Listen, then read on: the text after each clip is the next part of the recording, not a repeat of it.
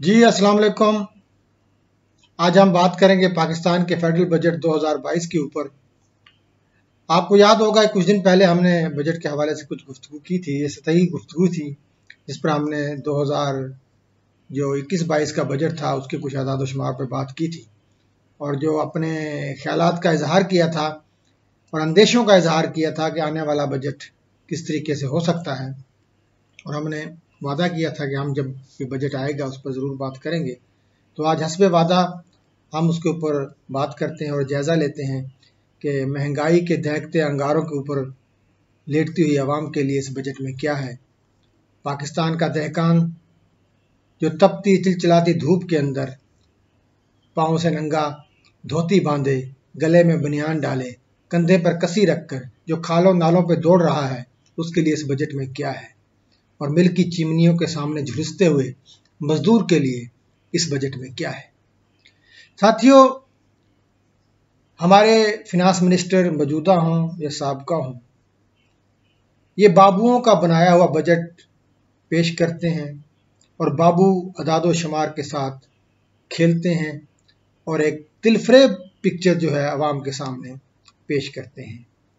आपको हकायक का बखूबी इल्म है कि इस बजट ने और ना ही इससे पहले के बजटों ने आवाम को कोई रिलीफ दिया है। पाकिस्तान का जो कौमी कर्जा है वो इस वक्त 45,000 अरब का है। ये कर्जा 2018 में 25,000 अरब का था। तकरीबन 20,000 अरब का कर्जा हमारा जो है पिछले 3-4 साल में बढ़ा है। टैक्स टू जीडीपी रेशो हमारी 10% थी 2018 के अंदर, इस वक्त वो 8.2% है। और हुकूमत का इस बजट में यह ऐलान है कि हम इसको 9.5% पर लेकर जाएंगे। ग्रोथ रेट जो इस वक्त 6% है, हुकूमत जो साबका थी उसने 4% जो है टारगेट सेट किया था, वो हकीकत में वो 6% आया है। अगर हम इसको इन्फ्लेशन के रेट के हिसाब से देखें तो इस वक्त जो 15-16% इन्फ्लेशन रेट है, तो हकीकी ग्रोथ क्या होगी, तो यकीनन जवाब आएगा नेगेटिव।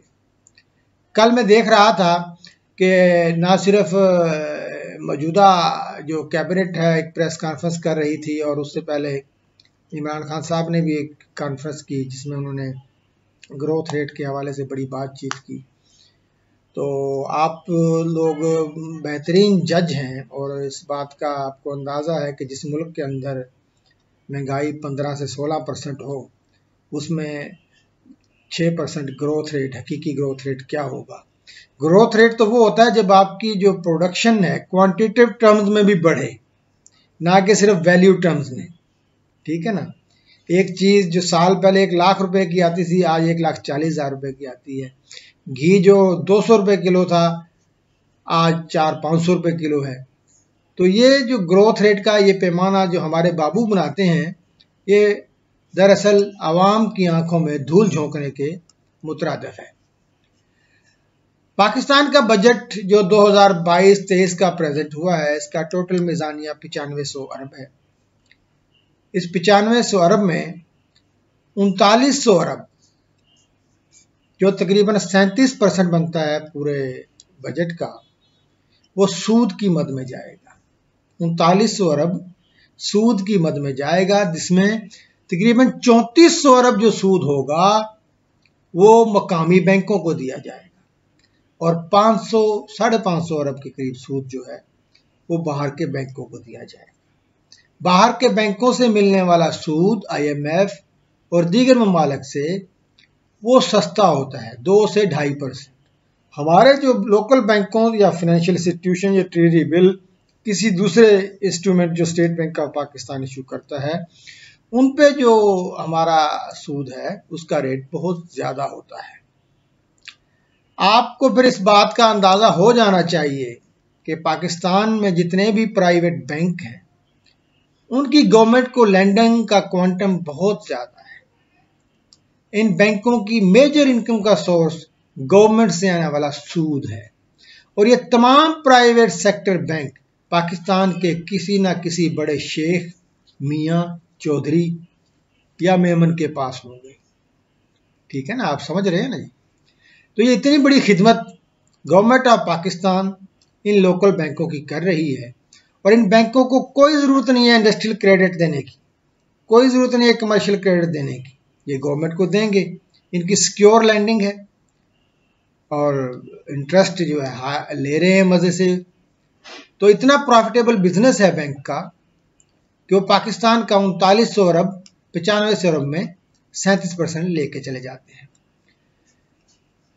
इंटरेस्ट पेमेंट के बाद जो दूसरा बड़ा हमारा है खर्चा, वो डिफेंस का है। तकरीबन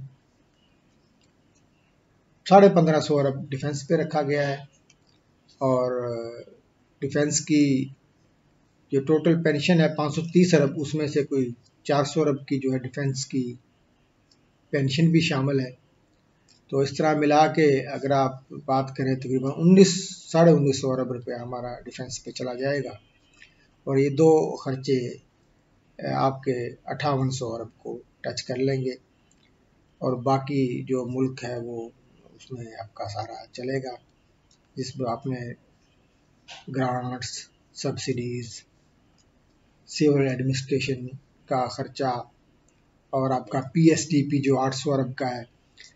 2018 में ये पीएसडीपी 1000 अरब का था, जो अब कम होके 800 अरब के ऊपर आ गया है। हमारे यहाँ एक तबका है जो इसकी बड़ी मुखालफत करता है, कहता है कि सड़कें नहीं बननी चाहिए और तरक्याती काम नहीं होने चाहिए, ये हमें कफ़ायत शहरी की तरफ जाना चाहिए, ऑस्टेरिटी की तरफ जाना चाहिए। पीएसडीपी जो है वो रीढ़ की हड्डी की हैसियत रखता है। जब पीएसडीपी का साइज अच्छा होगा, बड़े मेगा प्रोजेक्ट्स होंगे, तो मुल्क की अलाइड इंडस्ट्री चलेगी, जिससे रेवेन्यू बढ़ेगा, एम्प्लॉयमेंट जनरेशन होगी, टैक्स बढ़ेगा। तो पीएसडीपी की एक अपनी अहमियत है, उससे इनकार नहीं किया जा सकता। इसी तरह अगर हम बात करें तालीम के ऊपर, जो 61 अरब रखा गया है, सेहत के ऊपर कोई 30 अरब के करीब रखा गया है, 21 अरब रुपया ज़राअत के ऊपर रखा गया है, जिसपे बहुत सारे जो हमारे नौजवान हैं उन्होंने बड़ा एग्रेशन का इजहार किया सोशल मीडिया के ऊपर कि ये तालीम के लिए जी बहुत कम पैसे रखे गए हैं, ज़राअत के लिए, सेहत के लिए। तो हमें ये याद रखना चाहिए कि अब जो है 18वीं तरमीम के बाद ये सारे जो मामलात हैं, तालीम, सेहत, ज़राअत, ये सारे सूबाई मामलात हैं। अगर आप जब सूबों का बजट देखेंगे, पंजाब का, सिंध का, तो वहाँ जो तालीम के हवाले से और इसके हवाले से खातर खा रकम आपको वहाँ पर नज़र आएगी। वफाक का जो काम है वो आपका डिफेंस है, एडमिनिस्ट्रेशन है, दाखिला मामलात हैं और इंटरनेशनल मामलात हैं, और उन्हीं के लिए वो अपना बजट तरतीब देती है। वफाक एक मुहासल इकट्ठा करने के लिए एक एजेंट का काम भी करता है, तो वो इनकम जो है आपकी एनएफसी अवार्ड के ज़रिए सूबों को मुंतकिल हो जाती है। तो ये है सारा एक मैकेनिज़्म। और अगर आप रेवेन्यू साइड को देखें बजट की, तो गवर्नमेंट ने 7000 अरब जो है अपना टैक्सेस कलेक्ट करने हैं, जिसमें इनडायरेक्ट टैक्सेस हैं और डायरेक्ट टैक्सेस हैं, सेल टैक्स है, कस्टम ड्यूटी है, एक्साइज है। और इसमें से जो 7000 अरब में से जो प्रोविंशियल शेयर के बाद वफाक को जो बचेगा वो 4900 अरब बचेगा, और 4900 अरब का जो टोटल इनका खर्चा होगा, इनकम होगी, उसके बाद कुछ जो इन्होंने एस्टीमेट किया है कि 1900 अरब जो है हम दूसरे अपने जो सोर्सेज हैं बैंक बोरिंग से करेंगे, और 800 मिलियन का इन्होंने कहा है कि provincial share, surplus provincial share जो है उसका, उससे हम पूरा करेंगे। कोई 100 मिलियन, 96 मिलियन इन्होंने प्राइवेटाइजेशन के सोर्स से रखा है, और इस तरीके से मिला के ये कोई 9500 अरब बन जाता है। तो ये टोटल मीज़ानिया है। तो ये तो एक बाबुओं वाली एक हो गई रिसीट एंड पेमेंट्स, जो हम कहते हैं कि इनकम के गेस्ट खर्चे। इनकम तो है ही नहीं, मतलब है लोन बेस्ड इकोनॉमी है, आपका डेट टू जीडीपी 72% है। आइडियली जो जिन फाइनेंशियल इंस्टीट्यूशन, आइडियली तो नहीं कह सकते, फाइनेंशियल इंस्टीट्यूशन जो रिकमेंड करते हैं कि आपका जो डेट है जीडीपी का 60% से ऊपर नहीं बढ़ना चाहिए। मिनिस्टर साहब ने, फिनांस मिनिस्टर साहब ने जो है ऐलान किया है कि हम कोशिश करेंगे इसको, जो इस वक्त 72% है, इसको रिड्यूस करके हम 60% पे लाएंगे। कुछ और टारगेट भी और स्टैटिस्टिक्स भी उन्होंने बयान किए। उन्होंने बताया जी बजट खसारा जो है 8.6% है, इसको हम करके 4.9% पे लाएंगे। अब ये जो बजट खसारे की जो बात है, इसमें सबसे बड़ा जो मसला है वो तो आपका इंटरेस्ट पेमेंट है। और यहाँ पर आप कैसे कट लगाएंगे जब आपके जो कर्जे हैं 4500 अरब को जो है टच कर रहे हैं। तो ये एक मतलब है सवालिया निशान है कि आप एक साल के अंदर 12% इसको कैसे कम कर लेंगे। एक ही तरीका है कि आपकी जो है एक्सपोर्ट बढ़े और मुल्क में फॉरेन एक्सचेंज आए, क्योंकि इसके बगैर जो है आपका ना तो ग्रोथ रेट बढ़ सकता है। जो आप 6% ग्रोथ रेट जो प्रोजेक्ट कर रहे हैं 11% के इन्फ्लेशन के साथ, 11.5% इन्फ्लेशन के साथ आप कह रहे हैं कि हम 6% का ग्रोथ रेट अचीव करेंगे। इस वक्त जो टोटल जीडीपी है वो 67 खरब है। 67 खरब वो कह रहे हैं हम इसको 77 खरब पे लेके जाएंगे अगले साल। तो बिल्कुल मुमकिन है शायद इससे भी बढ़ जाए, क्योंकि महंगाई की जो हमें एक्सपेक्टेशन नज़र आ रही है, एक तीसरी वेव और आने वाली है पेट्रोलियम प्राइसेस की, इसकी तरह बिजली की और दीगर गैस के जो है, तो ये तो बढ़ जाएगी आपकी। लेकिन देखना ये है कि क्या क्वांटिटेटिव टर्म्स में भी आपकी जो है जीडीपी बढ़ेगी। ठीक है ना जी, ये आपकी क्या ज़राअत की जो प्रोडक्शन है गंदम की वो बढ़ेगी, गन्ने की प्रोडक्शन बढ़ेगी, कपास की प्रोडक्शन बढ़ेगी, दालों की प्रोडक्शन बढ़ेगी, इंडस्ट्रियल प्रोडक्शन बढ़ेगी, है जी, तब तो जाके आप कह सकते हैं कि हमारा जीडीपी बढ़ेगा। तो ये एक मतलब एक ऐसी एक बात है कि वैल्यू टर्म्स में आपकी जीडीपी बढ़ जाएगी। और याद रखिए कि जब आपकी ग्रोथ रेट की आप जब बात करते हैं कि ग्रोथ रेट हमारा होगा 6%, लेकिन जैसे जैसे आपका ग्रोथ रेट बढ़ेगा आपको मोर रॉ मटेरियल जो है चाहिए, आपको ज़्यादा से ज़्यादा रॉ मटेरियल चाहिए अपनी इंडस्ट्री को चलाने के लिए। और आप जब रॉ मटेरियल इंपोर्ट करेंगे तो आपका ट्रेड डिफिसिट बढ़ेगा, आपको फॉरेन एक्सचेंज ज़्यादा चाहिए होगा, आपको ये बात मद्देनज़र रखनी चाहिए। और दूसरी जो अहम बात उन्होंने की कि जो है आपका टैक्स टू जीडीपी रेशो, उन्होंने कहा जी दुनिया में जो है इस वक्त एवरेज 16% है और पाकिस्तान में जो है 8.2% है, हम इसको 9.5% पे लेके आएंगे। बहुत अच्छी बात है, टैक्स टू जीडीपी रेशो बढ़नी चाहिए, क्योंकि हमारे यहाँ जो टैक्स देने वाले हैं वो टैक्स उस तरीके से नहीं देते, और जिनकी इनकम काबिल टैक्स नहीं है वो बहुत ज़्यादा टैक्स दे रहे हैं हर चीज़ के ऊपर। तो इसका बढ़ना बहुत ज़रूरी है। बल्कि जो बरतानिया और यूके के ममालिक हैं वहाँ तो टैक्स टू जीडीपी रेशो 30 से 35% है। वहाँ लोग खुद आके कहते हैं कि आप हमसे टैक्स ले लें, हमारा टैक्स बढ़ा लें। तो ये एक अच्छा अमल होगा अगर हुकूमत इसको फुलफिल करने में कामयाब हो जाती है। तीसरी उन्होंने बात की जी हम अगले साल जो हमारी एक्सपोर्ट हैं वो जो है 35 अरब डॉलर होंगी, जो इस वक्त 31.5 अरब डॉलर है। मेरा ख्याल है कि थोड़ा सा एस्टीमेट इसको ज़्यादा होना चाहिए था, एक्सपोर्ट को ज़्यादा बढ़ना चाहिए था। और दूसरा उन्होंने कहा जी इम्पोर्ट जो इस वक्त 75 अरब डॉलर हैं इनको हम 70 अरब डॉलर के ऊपर लेके आएंगे। तो बिल्कुल लेके आना चाहिए, वाइबल है। आपको जो लग्जरी गुड्स की आइटम है उसको रिस्ट्रिक्ट करना चाहिए, आपको रिस्ट्रिक्ट रॉ मटेरियल अलाउ करना चाहिए। जो आप धड़ाधड़ जो कारें इंपोर्ट की पिछले 8-10 साल के अंदर, आपने यूज्ड कारें और नई कारें, प्राडो, लैंड क्रूजर, दुनिया की जो बेहतरीन गाड़ी होगी पाकिस्तान में आपको मिलेगी। आपको याद होगा कुछ साल पहले इस्लामाबाद में एक गोल्ड प्लेटेड कार भी आई थी, ठीक है ना जी। हाल ही में लाहौर में एक गाड़ी रजिस्ट्रेशन हुई थी, तो वो जो एक्साइज का जो सिस्टम था उसके अंदर वो थी नहीं, फिगर नहीं थी, मतलब वो डिजिट है, तो कई दिन वो गाड़ी रजिस्टर नहीं हो सकी, इतनी बड़ी वैल्यू की गाड़ी थी, ठीक है। बस उन्होंने अपने सॉफ्टवेयर में फिर वो चेंजेस कराई और तब जाके वो गाड़ी जो है रजिस्टर हुई। तो ये तबाहकुन रहे हैं हमारी मैशियत के लिए। और बाकी जो आवाम के लिए रिलीफ मैयर की बात करें, मैं नहीं समझता कि इसमें कोई खातिर खा रिलीफ है। आवाम के लिए, क्योंकि वज़ीर ख़जाना जो बार बार महंगाई की बात कर रहे हैं कि महंगाई की बड़ी सीवियर वेव आने वाली है, और अफरात ज़र का भी उन्होंने बता दिया कि 11.5% होगा। ये तो उनका कहना है ना जी, हकीकत में जाके ये 16-17% पे जाके गिरेगा। तो मुझे कोई रिलीफ नज़र नहीं आ रहा। 10% तनख्वाहों में इजाफा की आपने बात की, गवर्नमेंट के पेंशन, गवर्नमेंट की पेंशन और उनके एम्प्लॉयज़ की सैलरीज़ की, तो वो जो है आटे में नमक के बराबर मुझे नज़र आता है। लेकिन इसके साथ जो प्राइवेट सेक्टर है उसकी तनख्वाहें कैसे बढ़ेंगी, क्या मजदूर की तनख्वाहें बढ़ाएंगी, आप कैसे इन्फोर्स करेंगे जो मिल मालकान को और जो दूसरे सनती इदारे हैं कि आप उनको इतनी उजरत दें कि वो अपना घर का रेंट भी दे सकें, दूध भी ले सकें, सब्ज़ी भी खरीद सकें, ट्रैवलिंग भी कर सकें, मोबाइल पे ईजी लोड भी करा सकें। तो ये भी एक मसला है ना जी, मोबाइल का ईजी लोड भी। तो ये सारे अखराजात कैसे पूरे होंगे शादी ब्याह के, तो ये कोई मुझे नज़र नहीं आ रहा। जो सैलरी की हम बात करते हैं, सैलरी पे टैक्स की बात करते हैं, उसमें गवर्नमेंट ने रिलीफ का अनाउंस किया है। छोटे मुलाजमिन के लिए एक बेहतर रिलीफ है। बाकी गवर्नमेंट की देखें जी, आपका जो होता है 3 मेजर पॉलिसीज़ होती हैं, मॉनेटरी पॉलिसी, फिस्कल पॉलिसी और कमर्शियल पॉलिसी। तो कहीं ना कहीं थोड़ा सा इस्तेहकाम पॉलिसी के अंदर नज़र आया है इस बजट के अंदर।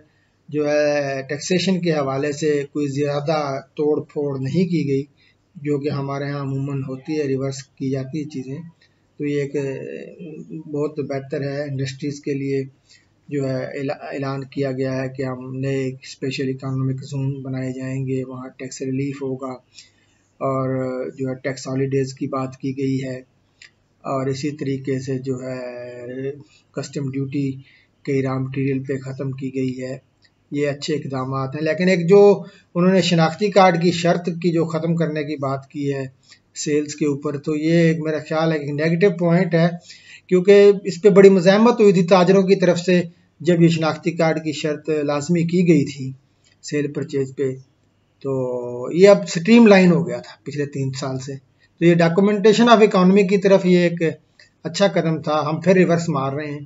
तो ये एक बहुत ही नेगेटिव स्टेप है। बाकी इंडस्ट्री के लिए आपने बहुत अच्छा किया, और सबसे बढ़ के जो फनकारों के लिए जो आपने अनाउंस किया है कि नेशनल फिल्म इंस्टीट्यूट और नेशनल फिल्म स्टूडियो बनाया जाएगा, उनकी मेडिकल इंश्योरेंस और फिर ड्रामा और फिल्म की प्रोडक्शन में एक्सपोर्ट में 10 साल के लिए आपने रिबेट दी है, ये बहुत ही मुस्बत कदम है।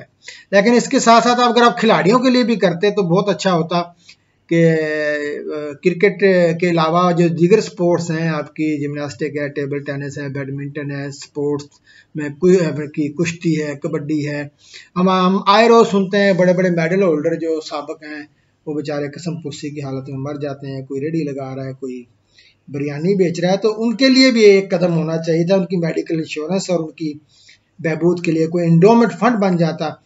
शहबाज शरीफ साहब को इंडोमेंट फंड बनाने का बड़ा शौक है, तो उनके लिए भी कुछ हो जाता तो बहुत अच्छा होता। बाकी नौजवानों के लिए उन्होंने कहा जी 5 लाख तक बिलासूद कर्जे मिलेंगे और 25 मिलियन 2.5 करोड़ तक सस्ते कर्जे मिलेंगे, 20 लाख नौजवानों को रोजगार दिया जाएगा। ये ऐलानात हम शुरू से सुन रहे हैं 15-20 सालों से, बल्कि इससे भी ज़्यादा से नौजवानों के लिए जो है इस तरह के इकदाम किए जाते हैं, लेकिन इसका कभी जो है वो रिज़ल्ट उस तरीके से सामने नहीं आया, बल्कि कुड़मस मच जाता है और जो है उसमें बहरहाल। लेकिन इसको हम जो भी इकदाम है नौजवानों के लिए, इसको हम जो है नेगेटिव तो नहीं ले सकते, पॉजिटिव अमल है और ये चलते रहना चाहिए। इसका रिज़ल्ट कभी ना कभी तो आएगा, ज़रूर आएगा। यही करना होता है हुकूमत ने। बेहतर है कि उस प्रोसेस को, जो कर्जे देने का जो प्रोसेस है, रिकवरी का प्रोसेस है, उसको बेहतर किया जाए, चीज़ों को ईज़ आउट किया जाए, वन विंडो ऑपरेशन के तहत किया जाए। तो साथियों, ये था पाकिस्तान के बजट का लुबे लुबाब कि गंजी क्या नहाएगी और क्या निचोड़ेगी। हमारी सूरत हाल ऐसी है, और मैं तो उम्मीद करता हूँ, क्योंकि ये नामुमकिनात में से नहीं है, बिल्कुल मुमकिन है कि आप कुछ करें इस मुल्क के लिए, हो सकता है आज भी। और उसमें सबसे जो प्रायोरिटी है आपकी कमर्शियल पॉलिसी है, और आपने जो है अपनी इंपोर्ट को डिस्करेज करना है, एक्सपोर्ट को इनकरेज करना है, इस रियासत को इंपोर्ट स्टेज की बजाय मैन्युफैक्चरिंग स्टेट बनाना है। तब जाके आपके रेवेन्यू बढ़ेंगे। टैक्स जो है अमीर तबके पर लगना है, और उसमें एक अच्छा उन्होंने ऐलान किया है कि 2% एक्स्ट्रा टैक्स होगा जिसकी 30 करोड़ से ज़्यादा आमदनी है। तो इस पर हम डिटेल में किसी और प्रोग्राम में बात करेंगे, जिस पे हम स्पेशली फिनांस एक्ट पे बात करेंगे, फिनांस एक्ट के बहिर में। आज हमने बस इसका ओवरऑल जो है रिव्यू लिया है, उसमें कुछ स्टेट्स कुछ में नोट करके लाया था, वो आपके सामने रखे हैं। तो इंशाल्लाह अगले प्रोग्राम में हम बात करेंगे फिनांस एक्ट पे, सेल टैक्स, इनकम टैक्स और कस्टम हवाले चेंजेस आई। बहुत बहुत शुक्रिया, आपने मुझे बर्दाश्त किया। अल्लाह हाफिज़।